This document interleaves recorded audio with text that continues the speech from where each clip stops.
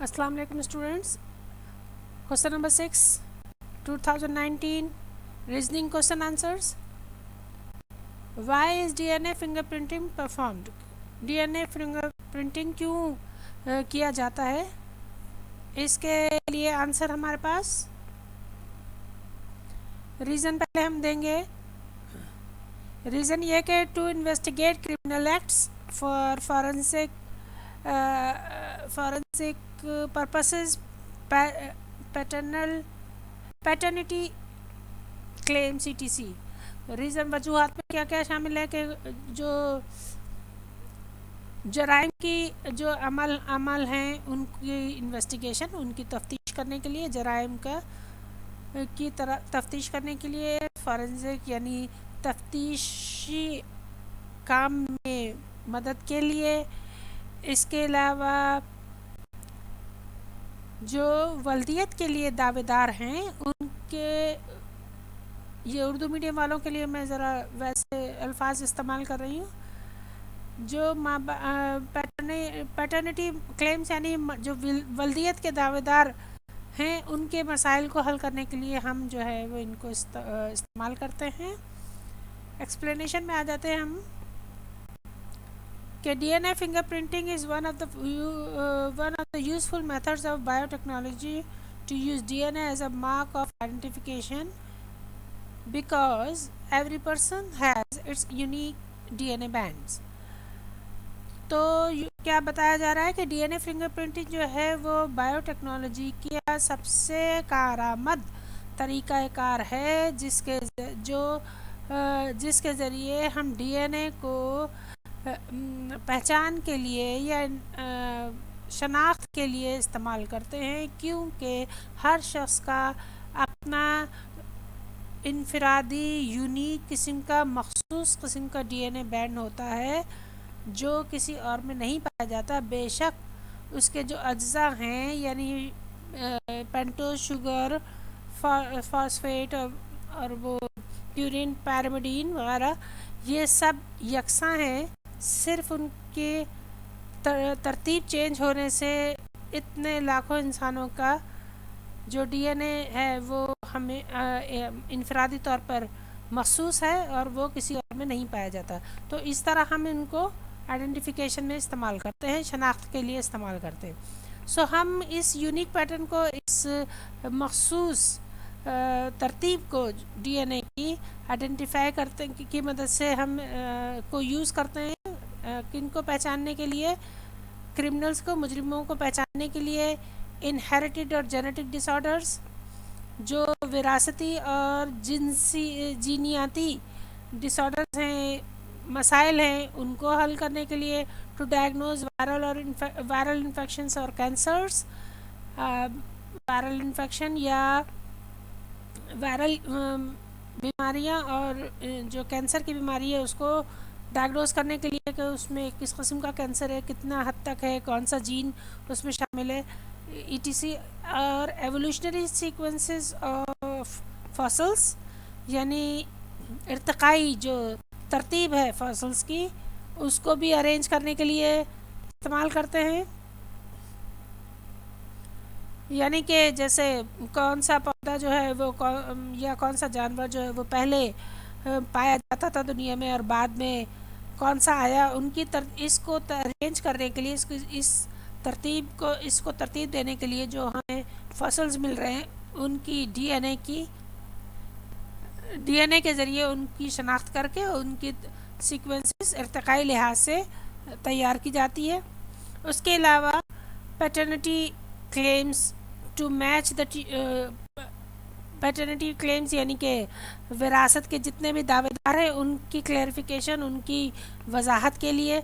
उसके अलावा to match the tissues during any organ transplantation, जब ऑर्गन ट्रांसप्लांट हो रहा होता है तो उसके लिए जो है वो पहले टिश्यूज़ को मैच किया जाता है कि क्या ये दोनों टिश्यूज़ एक जैसे हैं। अगर नहीं होंगे तो बॉडी जो है वो जिसमें नए ऑर्गन जो हम फिट कर रहे हैं, ट्रांसप्लांट कर रहे हैं, वो उसको एक्सेप्ट नहीं करेगी, उसको कबूल नहीं करेगी और डेथ हो सकती है पेशेंट की। तो इसलिए ऑर्गन ट्रांसप्लांट के लिए से पहले आज़ा की पेवंदकारी से पहले टिश्यूज़ को यानी बाफ्तों को जो है वो मैच किया जाता है। वो उसके लिए भी डीएनए फिंगरप्रिंटिंग बहुत अहम टूल है, ज़रिया है। जेनेटिक डिजीज़ डिटेक्शन, जो जीनियाती जीन्स में मौजूद बीमारियां हैं उनको डिटेक्ट करने के लिए। And cure in gametes in womb in kids, और उनका इलाज करने के लिए उन बच्चों का जो कि वूम में हैं, जो अभी पैदा नहीं हुए, उनके बीमारियों को डिटेक्ट करें और फिर उनका इलाज करें ताकि बच्चे महफूज रहें। इसके लिए भी डीएनए फिंगरप्रिंटिंग इस्तेमाल होती है। ये बायोटेक्नोलॉजी की सबसे कारआमद तरीक़ाकार है। ठीक है, अगला सवाल देखते हैं। अच्छा जनाब, सवाल नंबर 7 या क्वेश्चन नंबर 7 है कि why are identical twins exactly similar while fraternal. ये एक टी आएगा इसमें, स्पेलिंग ज़रा मिस्टेक है, FRATERNAL।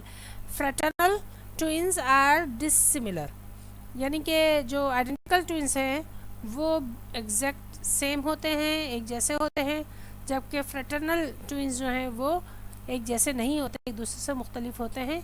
क्यों? इसका जवाब हम देंगे, पहले रीजंस दे देते हैं कि आइडेंटिकल ट्विन्स आर मोनोजाइगोटिक। जो जुड़वा बच्चों में जो आइडेंटिकल ट्विन्स हैं वो मोनोजाइगोटिक होते हैं, एक जाइगोट से बनते हैं।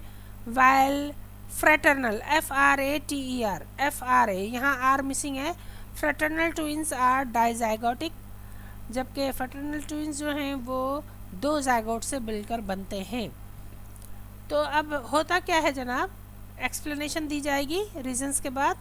फ्रेटर्नल, यहाँ स्पेलिंग मिस्टेक है, FRATERNAL।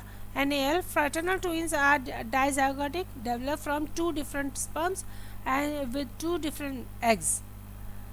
ठीक है, तो अब ये याद रखिए कि एक स्पर्म और एक एग, ये फर्टिलाइज हुआ, एक स्पर्म और एक एग ये फर्टिलाइज हुआ और एक ही एमनियोटिक सैक में ये पैक हो गए, एक ही टाइम में, एक ही वक्त में।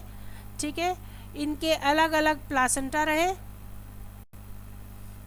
सही है, और उनके अपने अपने जीन्स और उनके कोड्स हैं, जेनेटिक कोड्स यानी कोडोन्स उनके अलग एक जैसे नहीं हैं, एक दूसरे से मुख्तलिफ है, क्योंकि उनका स्पर्म और उसका एग अलग है, उसका स्पर्म और उसका अलग है, तो उनके कैरेक्टर्स भी चेंज हैं। ठीक है, तो 2 different genetic codes and different और same gender formed by sexual reproduction. ठीक है, तो अब क्या होगा कि जेंडर चेंज हो सकती है, दोनों मेल हो सकते हैं, एक फीमेल एक मेल हो सकता है, दोनों फीमेल हो सकती हैं। तो ये इस तरह एक ही एमनियोटिक उसमें सैक में 2 प्लासेंटा के साथ 2 जाइगोट जो हैं वो एक ही वक्त में पैदा हो रहे हैं, डेवलप हो रहे हैं, और किसके नतीजे में? Sexual liberation. ठीक है, same gender formed by sexual reproduction, क्योंकि अभी तो मियोसिस चल रहा था। And their gametes are formed during meiosis, इनके गैमेट्स जो हैं वो मियोसिस के दौरान बन जाते हैं। But zygote develop by mitosis, लेकिन जाइगोट जो है वो माइटोसिस के ज़रिए बड़ा होता है। तो इसीलिए दोनों बच्चे जो हैं वो, या दोनों ट्विन्स जो हैं वो, इंसान में भी, बिल्ली में भी, जानवर में भी, कुत्ते में भी और पौधों में भी, वो एक जैसे, एक शक्ल के, एक उसके होंगे। आइडेंटिकल ट्विन जो है वो एक अंडे से एक स्पर्म जाइगोट हुआ, फिर फॉर्म हुआ नेचुरली, और उसकी एक डुप्लीकेट कॉपी यानी क्लोन बन गया, जो एट अ टाइम ग्रो हुआ। एक ही जाइगोट है, एक एग और एक स्पर्म के साथ। ठीक है, इसी वजह से वो एग्जैक्टली अलाइक हैं, एक जैसे हैं, सेम सेक्स है, सेम जीनोटाइप है, सेम जीन्स हैं। ठीक है, formed asexually during mitotic phase. Mitotic phase यानी पहले डेवलप हो गया जाइगोट, उसके बाद वो 2 हिस्सों में तकसीम हो गया, सेल्स जो हैं वो 2-2 जगह पर बनना शुरू हो गए एक ही सैक के अंदर। तो अब क्या होगा, एक ही प्लासेंटा के ज़रिए ये डेवलप हुआ और इस तरह माइटोसिस के ज़रिए ये ग्रो कर गया और इस तरह एक जैसे जानदार वजूद में आ गए, और उनके जीनोटाइप, उनका सेक्स, उनका